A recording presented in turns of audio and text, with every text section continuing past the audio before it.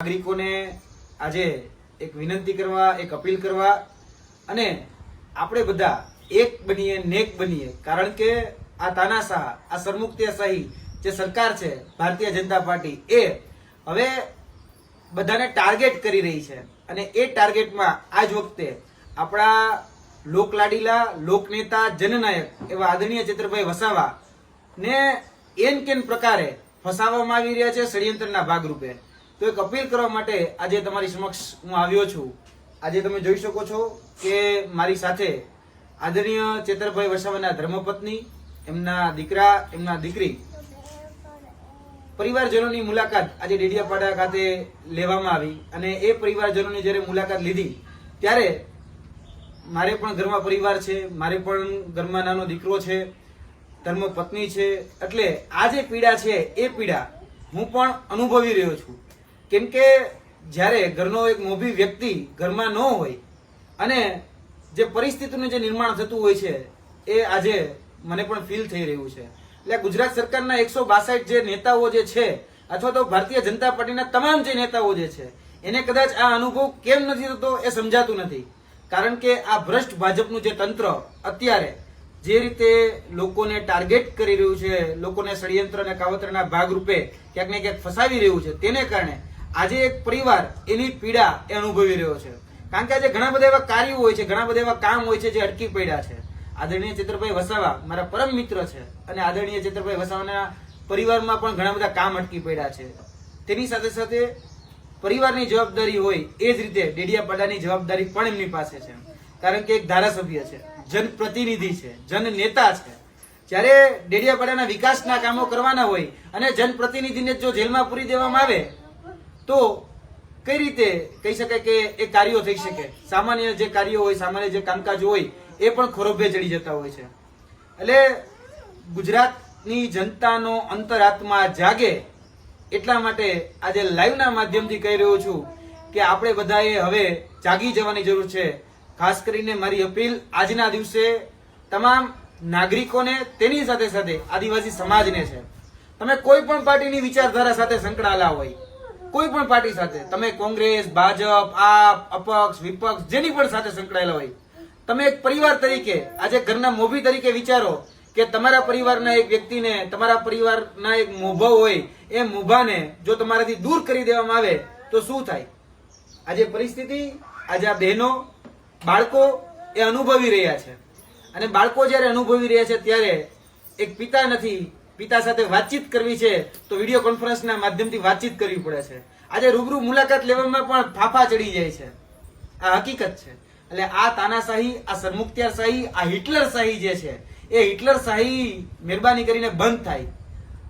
કહેવાય છે ભાઈ કે બાકર બચ્ચા લાખ, લાખે બેચારા, પણ સિંહણ બચ્ચો એક અને એકે હજારા. એવો અમારો ચેતર વસાવા જે આદિવાસી શેર છે, જે જજુમી રહ્યો છે એકલા હાથે, અને એ જનતાને અપીલ કરી રહ્યું છું, જ્યારે એ ચેતર વસાવા જ્યારે એકલા હાથે લડી રહ્યા છે એમાં નાજ નથી, એ સિંહ છે, એ હાવત છે.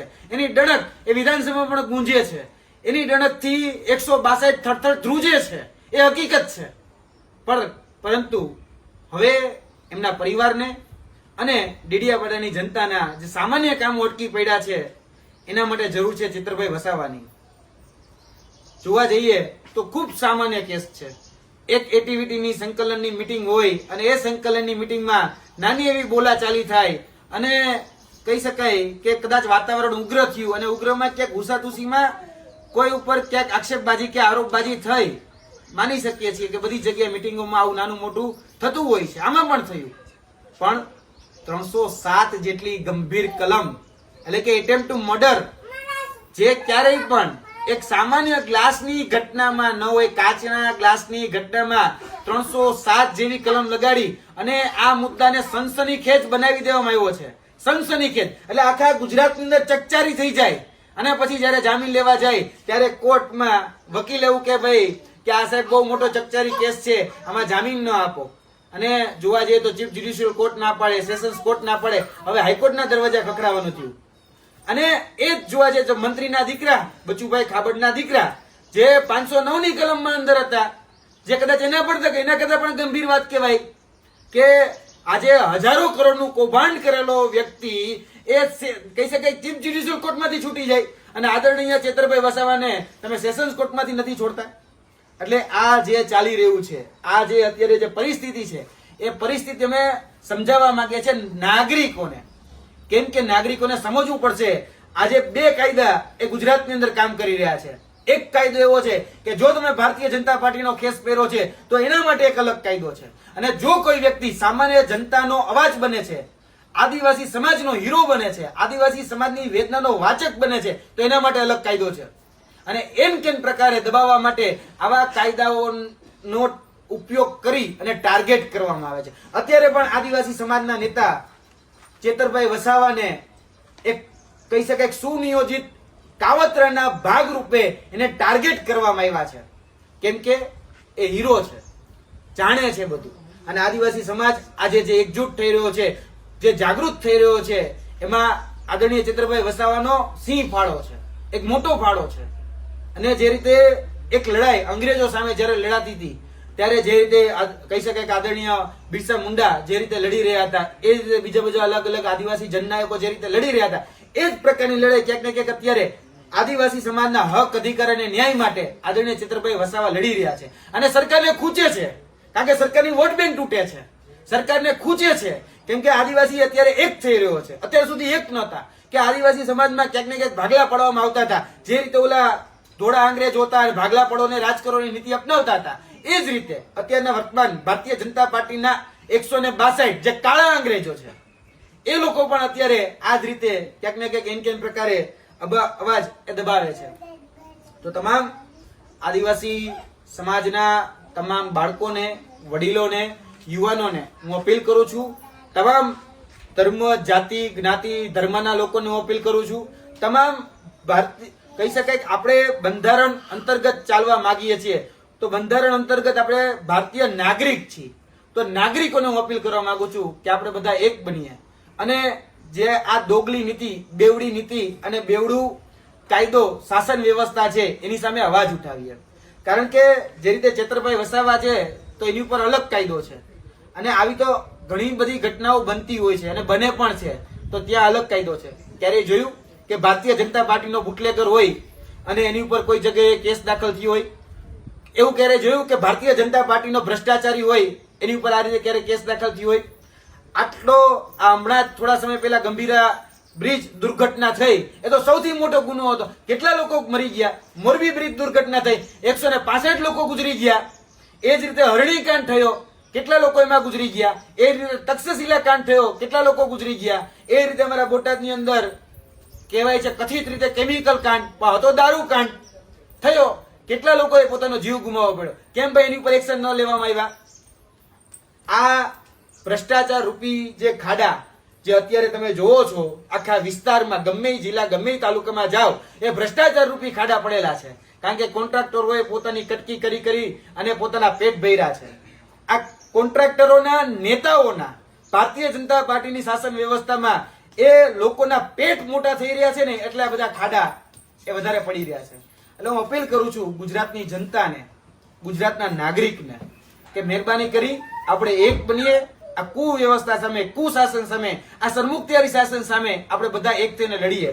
આવનાર દિવસોની અંદર જ્યારે પણ એક કોલ આપવામાં આવે કે આપણે બધાએ કોઈ જગ્યાએ ભેગું થવાનું છે અને આદરણીય ચેતરભાઈ વસાવાના સમર્થનમાં ભેગું થવાનું છે, ત્યારે બધું જ ભૂલી જઈએ, ધર્મ, જાતિ, જ્ઞાતિ બધું જ ભૂલી અને આપણે બધાએ આ અત્યાચાર સામે, આ અન્યાય સામે એકજૂટ થઈને લડીએ. એના માટે એક અપીલ કરવા માટે આવ્યો છું. આવનાર દિવસોની અંદર જ્યારે પણ ભેગું થવાનું થાય ત્યારે આપણે આ જે તાનાશાહી છે, આ જે કહી શકાય કે ભાજપનું જે અત્યાચાર અને અન્યાયની જે નીતિ છે એની સામે જ્યારે ભેગું થવાનું થાય ત્યારે આપણે બધા ભેગું થવાનું છે.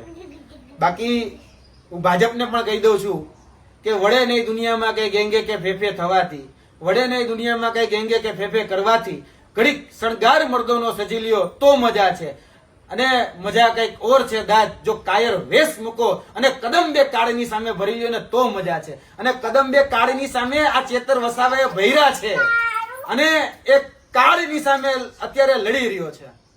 તો ગુજરાતની જનતા પણ સમજી લે કે આ ચેતર વસાવા છે, બરાબર? ફ્લાવર નથી, ફાયર છે, ફાયર. અને જ્યારે જેલમાંથી છૂટીને બહાર આવશે ને ત્યારે ભારતીય જનતા પાર્ટી પણ યાદ રાખે એ વાઇલ્ડ ફાયર થવાનું છે. બરાબર? એટલે તમે જે આ અત્યારે આ દોગલી નીતિ, દોગલું વલણ અને આ જે અત્યાચારી અને જે અન્યાય નીતિ અપનાવી છે, તો એની સામે તમારે પણ તૈયાર રહેવાનું છે. જેટલો કાયદાનો ગેરઉપયોગ કરશો, જેટલો પોલીસને હાથો બનાવશો અને જેટલા કર્મચારીઓને હાથો બનાવશો, જે બેન ઉપર કઈ ટિપ્પણી જ નથી થઈ એ બેન ઉપર આજે કહી શકાય કે એને ક્યાંક ને ક્યાંક હાથો બનાવી અને કશું વાંધો નહીં, એ બેનને ક્યાંક ને ક્યાંક હાથો બનાવી અને આ ગુનો દાખલ કરવામાં આવી રહ્યો છે. એટલે યાદ રાખજો, જે પણ લોકો ખોટું કરી રહ્યા છે પછી એ પણ ભોગવવા માટે તૈયાર રહે.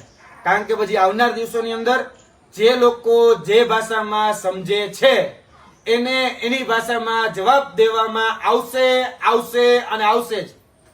કારણ કે પછી જેવું કરશો એવું જ ભરશો. અમે હજી મર્યાદામાં છીએ. અમે હજી ક્યાંય પણ સૈદ્ધાંતિક રીતે કે બીજી રીતે કોઈ પણ જગ્યાએ અમે ક્યાંય પણ હજી ઊણા ઉતરા નથી. એટલે આવનાર દિવસોની અંદર તૈયાર થઈ જાય તમામ આદિવાસી સમાજ, તમામ અન્ય સમાજો એક થઈ અને અન્યાય અને અત્યાચાર વિરુદ્ધ આપણી જે લડાઈ છે એ લડાઈમાં સાથ સહકાર અને સહયોગ આપે. કારણ કે આદરણીય ચેતરભાઈ વસાવાએ નકલી કચેરી કાંડ એ ઉજાગર કર્યું. હમણાં જ બેન પણ સાક્ષી છે કે મનરેગાનું કૌભાંડ ઉજાગર કર્યું. મનરેગાના કૌભાંડમાં હજારો કરોડનું કૌભાંડ એ ભારતીય જનતા પાર્ટીના નેતાઓએ કર્યું. એટલે દુખે છે પેટમાં અને કૂટો છો માથું. વાંધો છે ચેતર વસાવા કૌભાંડ ઉજાગર કરે એનાથી. જો તમને વાંધો હોય તો યાદ રાખજો, કૌભાંડને ડામવાની તૈયારી કરવી જોઈએ અને કૌભાંડને ડામવા જોઈએ. જે ઉજાગર કરે છે ને નો ડામો. કારણ કે ભૂતકાળમાં તમે અમારે પણ આ હાલ કર્યા છે. અમે જયારે પેપર લીકેજના કૌભાંડોને ઉજાગર કરતા હતા ત્યારે તમે અમને પણ જેલમાં નાખેલા છે.